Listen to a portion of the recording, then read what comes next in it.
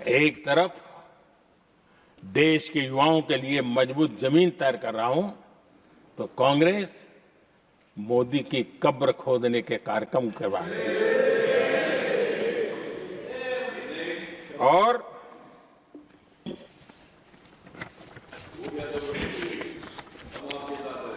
मोहब्बत की दुकान खोलने वाले मोदी तेरी कब्र खुदेगी के नारे लगा रहे हैं जी।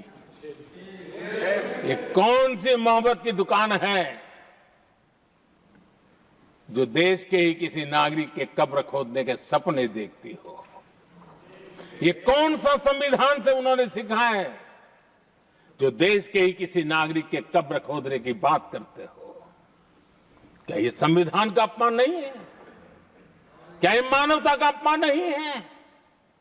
क्या ये सार्वजनिक जीवन की मर्यादाओं का अपमान नहीं है? और उनको इसका कोई खेद नहीं है। अगर इसके बाद क्या बयान देंगे? बयान देखो, प्रधानमंत्री राज्यसभा में भी रो रहा था।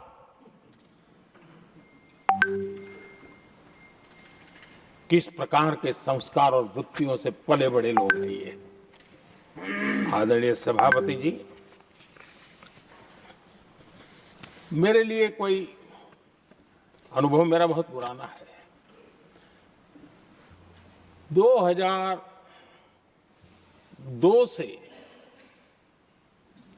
जब वे विपक्ष में थे तब से, और 2004 से जब वो सत्ता में आए तब से, और 2014 से मैं जब यहां आया तब से, पिछले 25 साल से संसद का एक भी सत्र ऐसा नहीं गया, मोदी संसद का सदस्य नहीं था, एक भी सत्र ऐसा नहीं गया जिसमें इस सदन के अंदर मोदी को गाली देने का काम न किया हो इन लोगों ने। 25 साल। और मुझे किसी ने पूछा था, मोदी जी आपके स्वास्थ्य का क्या राज है? मैंने कहा, मैं डेली 2 किलो गाली खाता हूं।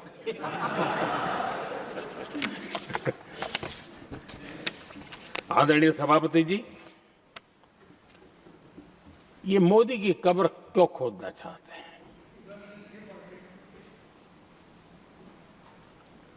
ये सिर्फ नारा नहीं है, ये इनके भीतर पड़ी हुई नफरत का प्रतिबिंब है, इसकी अभिव्यक्ति है। और वे इसलिए हैं, हमने 370 की दीवार गिरा दी, इसलिए वो मोदी की कब्र खोदना चाहते हैं। हमने नॉर्थ ईस्ट में बम, बंदूक और आतंक का जो छाया बना रहता था, नॉर्थ ईस्ट में शांति और विकास का राह अपनाई, इसलिए वो मोदी की कब्र खोदने पर सोच रहे हैं। पाकिस्तानी आतंकियों को घर में घुस करके जवाब देते हैं, इसलिए मोदी की कब्र खोदने की बात करते हैं। ऑपरेशन सिंदूर करते हैं, इसकी उनको परेशानी होती है और इसलिए वो मोदी की कब्र खोदते हैं। माओवादी आतंक से देश को मुक्ति दिलाने के लिए साहसपूर्ण कदम उठा रहे हैं, इसलिए मोदी की कब्र खोदती है आपको। हमने, नेहरू जी ने देश के साथ बहुत बड़ा अन्याय किया था, सिंधु जल समझौता करके। उस सिंधु जल समझौते को हमने एबेंस में डाल दिया। क्या इसलिए आप मोदी की कब्र खोदने के नारे लगा रहे हो? आदरणीय सभापति जी, कांग्रेस की परेशानी कुछ और है।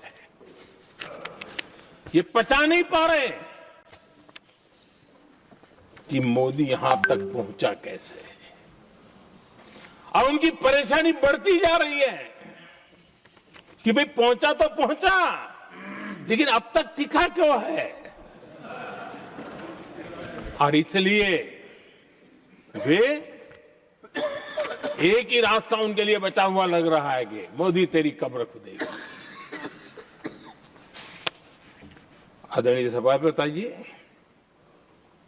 ये तो मान करके बैठे थे। उनका लोकतंत्र, संविधान का कोई लेना देना नहीं। उनको तो लगता है कि प्रधानमंत्री पद उनके परिवार की जागीर है, उस पर कोई और बैठ नहीं सकता। ये जो उनके भीतर में नफरत पड़ी हुई है ना, मोहब्बत की दुकान में जो आग भरी पड़ी हुई है ना, उसका परिणाम है।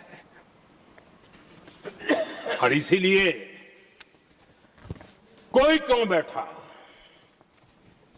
हमारा पैतृक अधिकार था, इसलिए मोदी की कब्र खोदने का नारा लेकर के वो चल रहे हैं। आदरणीय सभापति जी, कांग्रेस के शाही परिवार को देश ने दशकों तक अवसर दिया है, ऐसा नहीं है। देश ने आपके लिए भी अपना भविष्य दांव पे लगाया था, लेकिन आपने गरीबी हटाओ के नारे लगाए, गुमराह किया। लाल किले पर से कांग्रेस के एक भी प्रधानमंत्री के भाषण में गरीबी हटाने की बात ना आई हो, ऐसा नहीं हुआ है। लेकिन किसी भी प्रधानमंत्री ने गरीबी हटाने के लिए क्या किया, वो एक बार भी नहीं आया।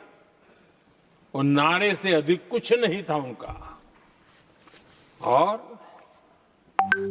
मोदी ने रास्ता अपनाया गरीब को एम्पावर करने का, गरीब को सशक्त करने का।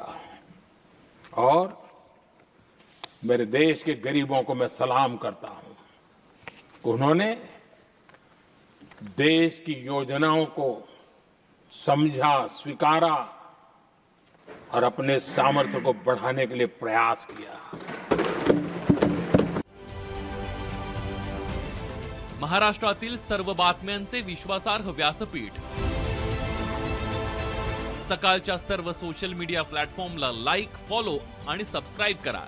तसंच सर्व नोटिफिकेशनसाठी बेल आयकॉन प्रेस करायला विसरू नका।